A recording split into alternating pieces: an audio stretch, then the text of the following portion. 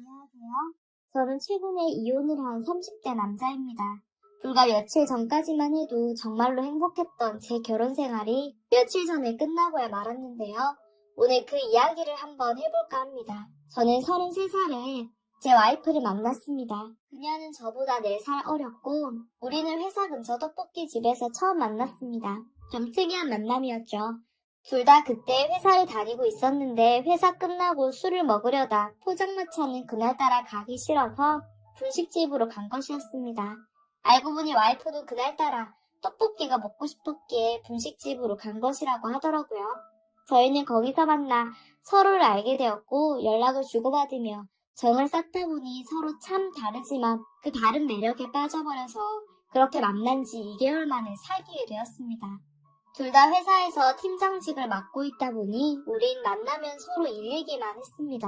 그래도 와이프나 저나 일 중독이어서 그런 것에 대해서는 이해했기 때문에 서로 싸울 일은 없었습니다. 그런데 딱 하나 결점은 와이프가 자기 나이에 대해 콤플렉스를 가지고 있었던 것입니다.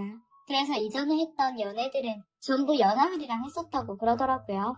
저는 그냥 장난식으로 야 네가 그러면 나 뭐가 돼? 라며 그녀와 이런 식으로 농담을 치기도 했습니다.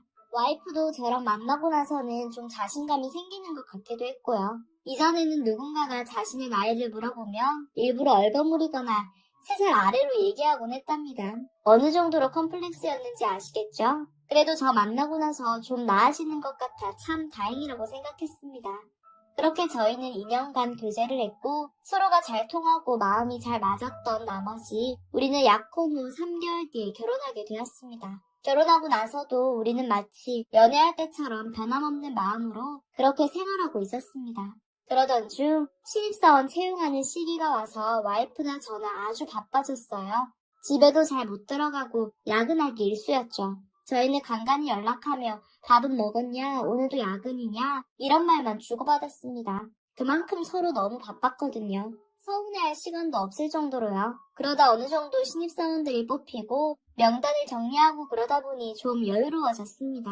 물론 와이프는 제가 다니는 회사보다 더 좋은 회사이다 보니 처리해야 할 것들이 아직도 많이 남아 있었습니다. 저는 점심을 사들고 와이프 회사에서 같이 먹으려고 와이프 회사로 갔습니다. 저 멀리 앉아서 일을 하는 그녀의 모습은 정말로 예쁘고 멋져 보이더라고요. 그러다 신입사원으로 보이는 한 청년이 와이프에게 보고서를 건넸고 와이프는 보고서를 꼼꼼히 훑어보다가 수고했다고 자리로 보냈습니다. 그러다 저랑 눈이 마주쳤고 웃으며 저를 반겨줬습니다. 여기까진 어쩐 일이야? 라고 묻자 저는 나도 이제 바쁜 건 다 끝났거든. 밥이나 같이 먹자고. 여기 점심 사왔어. 많이 바빠? 라고 말했고 아내는 웃으면서 밥 먹을 시간 정도는 만들 수 있다며 저를 직원 휴게실로 데리고 갔어요. 우리는 그렇게 밥을 먹고 저는 집으로 아내는 다시 일하러 갔습니다. 그러다 일주일 후 아내도 저도 여유로워져서 여행이나 가자고 해서 여행을 갔고 여행도 아주 재밌게 다녀왔습니다. 아직까진 우리 사이에 아이는 필요 없을 것 같아서 나중에 낳고 싶을 때 그때 낳자고 했고 그동안은 우리 둘이서 하고 싶은 거 다 하자고 했었습니다. 결혼한 친구들은 하나같이 결혼한 걸 후회하던데 저는 너무 잘했다고 생각했습니다. 결혼에 대해 후회는 전혀 들지 않았어요. 그런데 사건은 저희가 결혼한 지 2년이 되는 순간이었습니다. 제가 37살이 되고 와이프도 33살이 되었어요. 저는 이제 와이프의 나이 컴플렉스는 사라진 줄 알았습니다. 그런데 하루는 와이프가 야근한다고 집에 들어오지 않았던 날이었습니다. 저는 데리러 간다고 했지만 너무 늦어질 것 같다고 저보고 먼저 자라는 와이프의 말에 결국 집으로 와서 잠자리에 들려고 할 때쯤 친구에게 전화가 왔습니다. 오랜만에 연락하는 친구다 보니 저는 반가운 마음에 얼른 전화를 받았고 친구는 오랜만에 술이나 먹자며 저를 불러내더군요.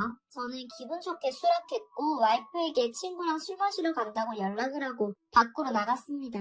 친구랑 오랜만에 만나 술을 먹으며 그동안의 근황을 털어놓았고 술자리는 점점 깊어져 갔습니다.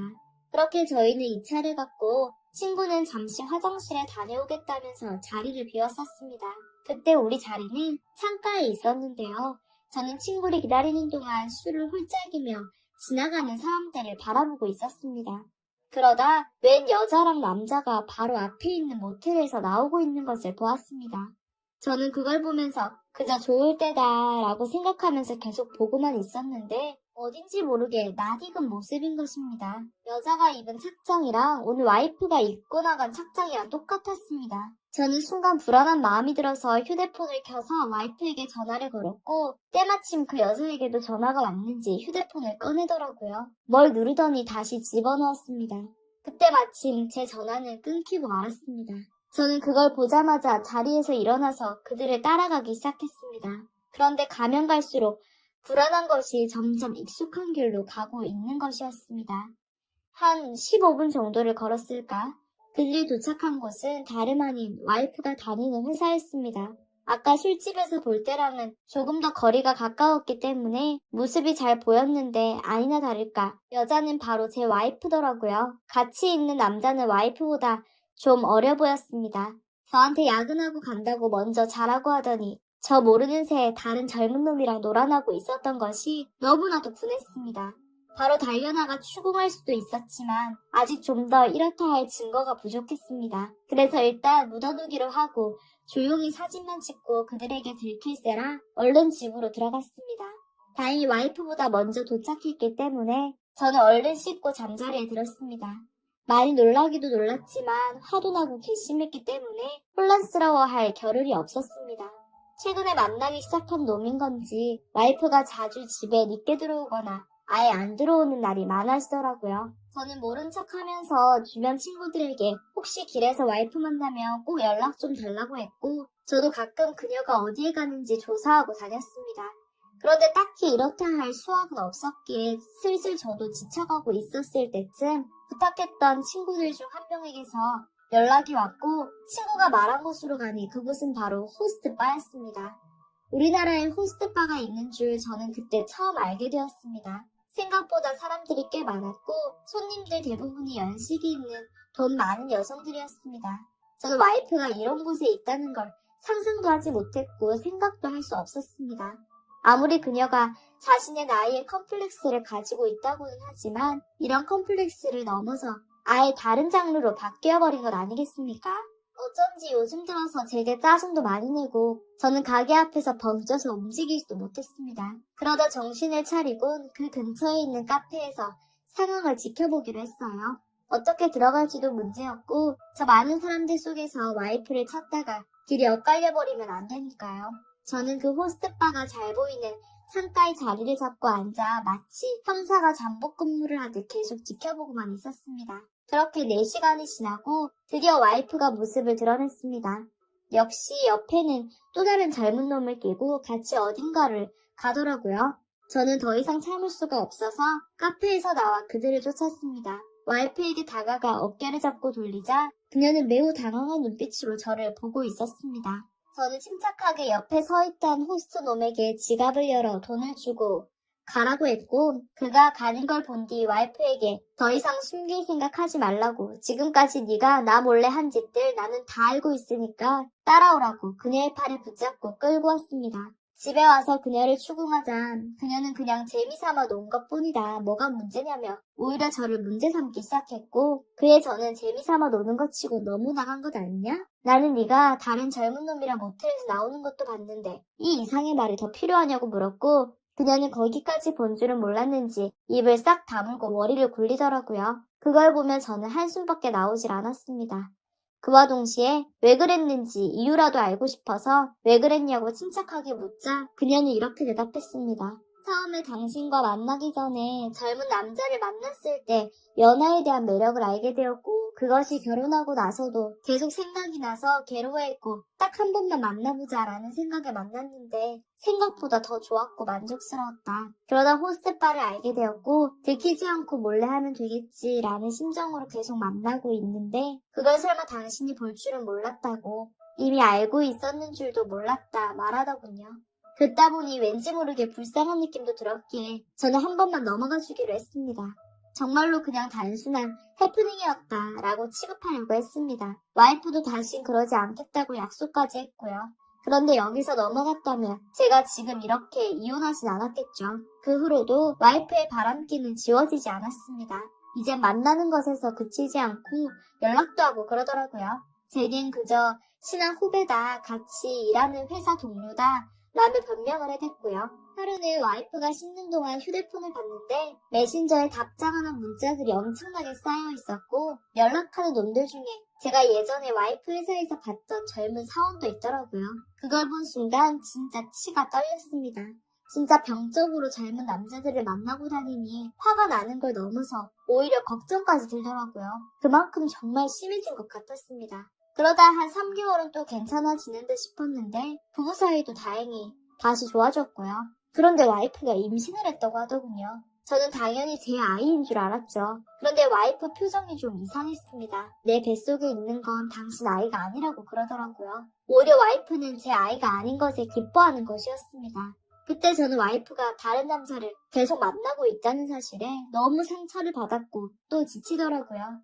더 이상 그녀랑 같이 살면서 같이 미래를 꿈꾸기가 정말 힘들어졌습니다. 애석하게도 와이프도 똑같은 생각이었는지 제게 먼저 이혼을 요구하더라고요. 아무래도 와이프는 저를 버리고 아이의 아빠라고 생각되는 남자를 선택한 모양이었습니다.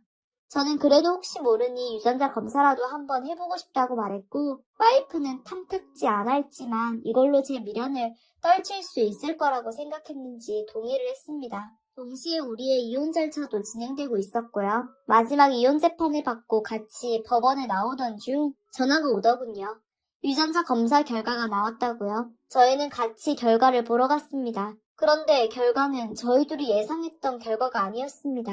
와이프와 내연남의 아이인 줄만 알았는데 알고 보니 저와 와이프의 아이였습니다. 와이프는 꽤나 충격을 먹었더라고요. 물론 저도 충격이었습니다. 하지만 와이프랑 이미 이혼을 했고 저는 더 이상 와이프에 대한 어떤 것도 엮이고 싶지 않았기에 결과를 듣고 나오는 길에 양육비는 지원해주겠다. 원하면 내 연락처로 계좌번호를 보내라 라고 말한 후 저는 그렇게 와이프와 끝냈습니다. 와이프도 저를 붙잡지 않았습니다. 그런데 나중에 알고 보니 와이프의 내연남은 자신의 아이라고 생각했었는지 와이프에게 그 아이가 제 아이라는 결과 소식을 듣고 와이프를 버리고 떠났다고 하더라고요. 저는 솔직히 말해서 불쌍하기도 했지만 통쾌하기도 했습니다. 다 자업자득이니까요. 동자문화대의 양육비 지원만 해줄 생각이었고 이 이상 전 와이프와 엮이고 싶지 않았습니다. 이미 그녀에 대해 진절머리가 났거든요. 통장에 있는 돈이 알차게 빠져나가는 걸 보니 뭐 알아서 잘 키우고 있을 거라고 생각합니다. 가끔 아이와 그 여자 몰래 연락하곤 합니다. 아들이고 지금은 이제 초등학생이더라고요. 저는 대학교까지만 지원을 해줄 생각입니다. 물론 더 이상의 결혼도 하지 않을 겁니다. 일 중독인 저는 평생 일만 하면서 살려고요. 여러분들은 이상한 사람과 이상한 경험을 하지 않으셨음 합니다. 그럼 이만 글을 마치겠습니다.